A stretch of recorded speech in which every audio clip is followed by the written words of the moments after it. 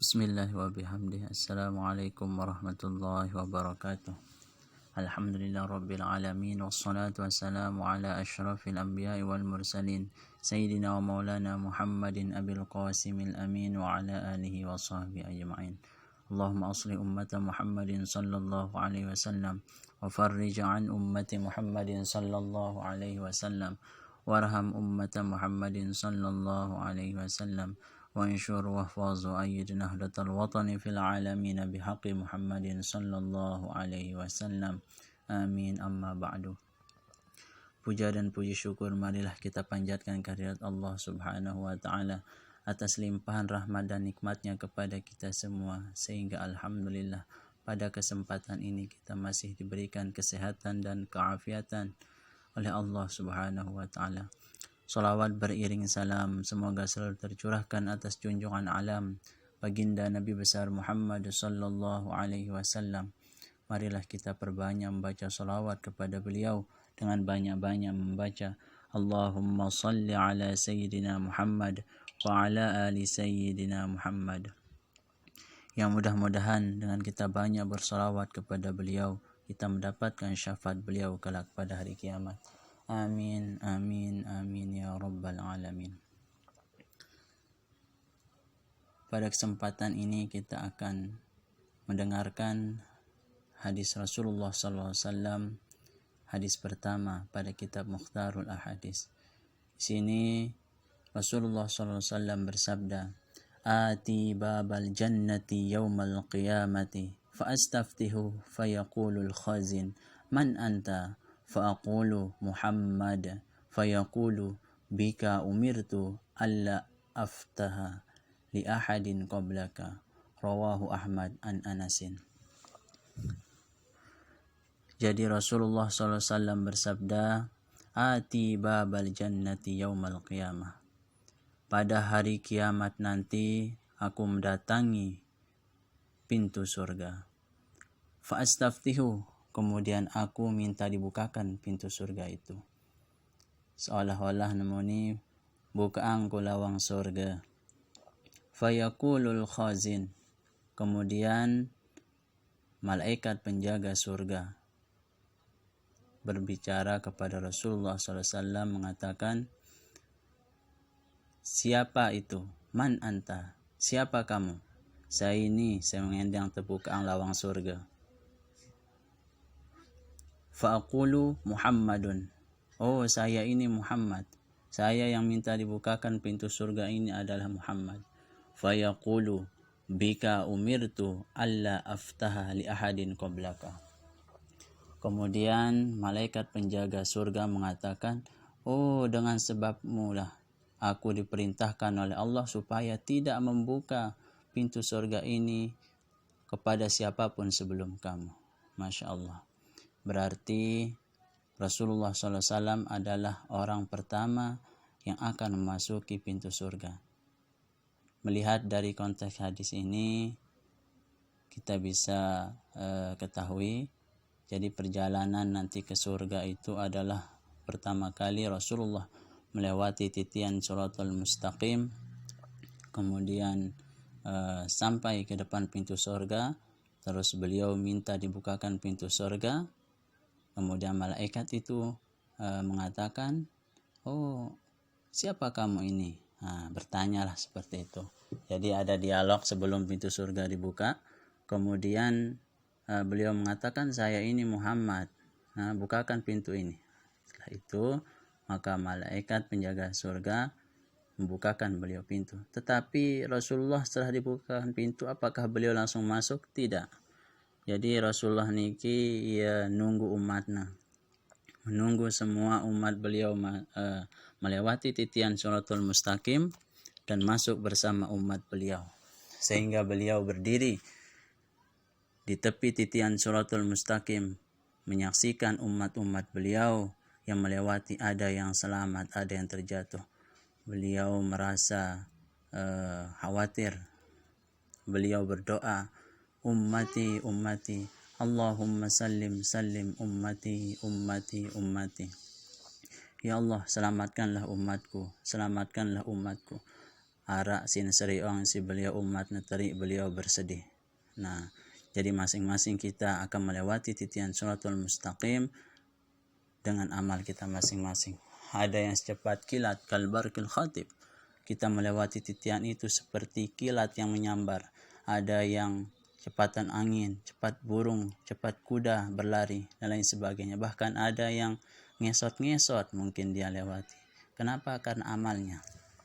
Oleh sebab itu, kalau kita mau selamat di titian suratul mustaqim, maka perbanyaklah membaca selawat kepada Rasulullah SAW agar kita didoakan oleh beliau selamat di titian suratul mustaqim.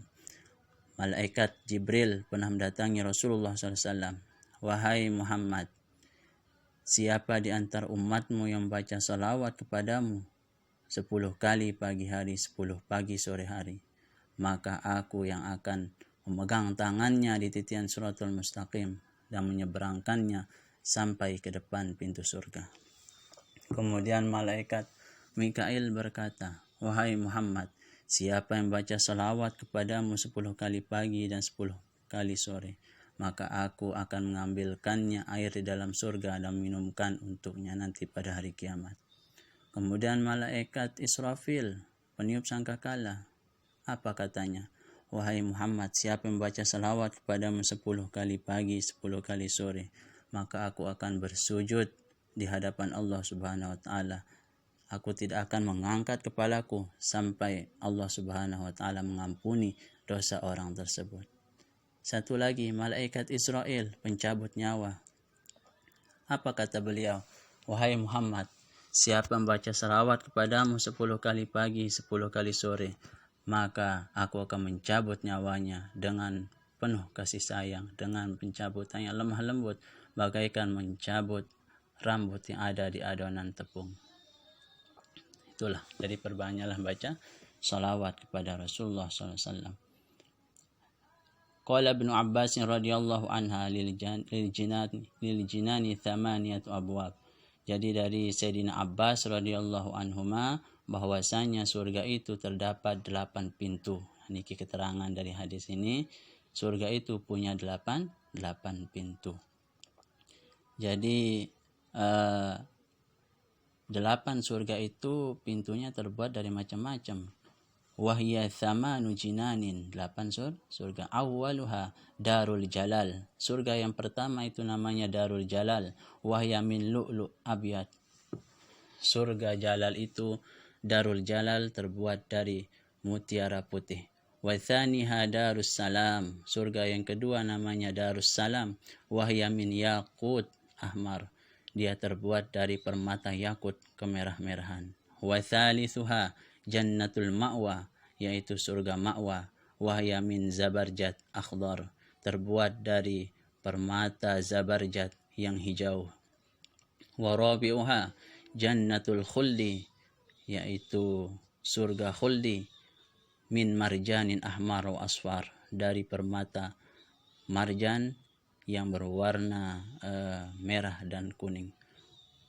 Wa khamisuha Jannatun Na'im, surga yang kelima adalah surga Naim. Wahya min fiddatin bayda, terbuat dari perak putih. Wa sadisuha Jannatul Firdaus, surga Firdaus. Wahya min zahabin ahmar, terbuat dari emas merah.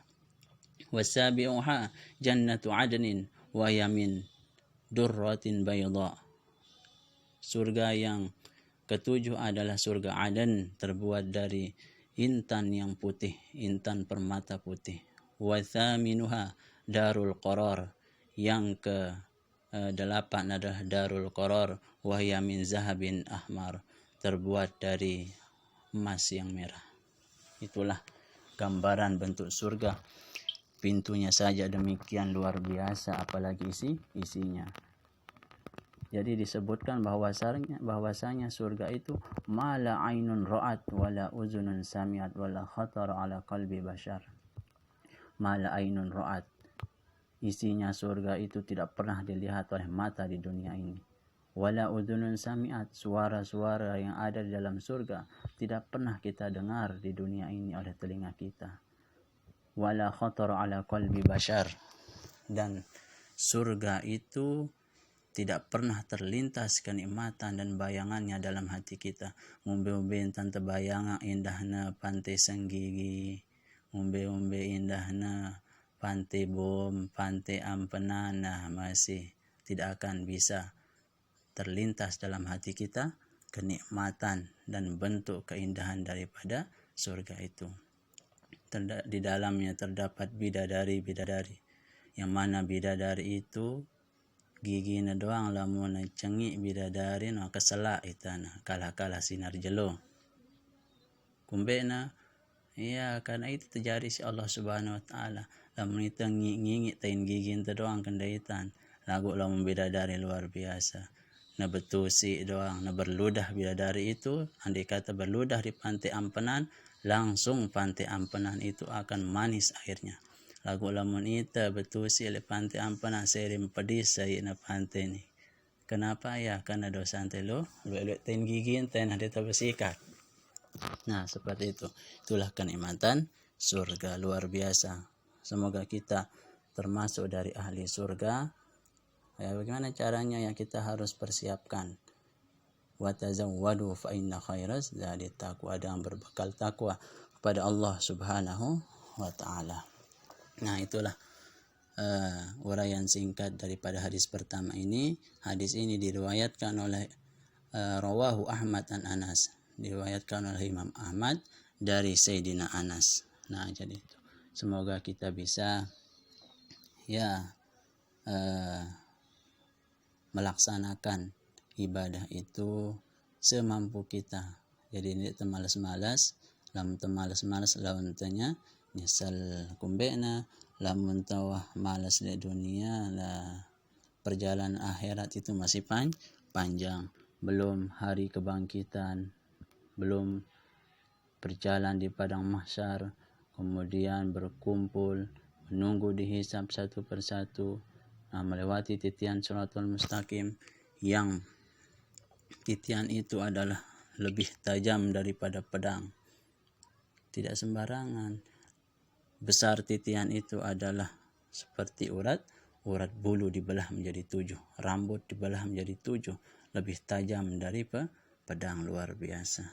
Semoga kita selamat dari titian Shiratal Mustaqim, masuk surga bersama baginda Nabi besar Muhammad sallallahu alaihi wasallam. Insyaallah besok kita lanjutkan pada hadis kedua daripada kitab Mukhtarul Ahadits. Demikian kita tutup dengan sama-sama baca doa kafaratul majlis. Subhanakallahumma wa bihamdika asyhadu an la ilaha illa anta astaghfiruka wa atubu ilaik. Subhanakallahumma wa bihamdika asyhadu an la ilaha illa anta astaghfiruka wa atubu. Subhanakallahumma wa bihamdika asyhadu an la ilaha illa anta astaghfiruka wa atubu ilaik. Allahumma inna nas'aluka husnal khatimah wa na'udzubika min su'il khatimah.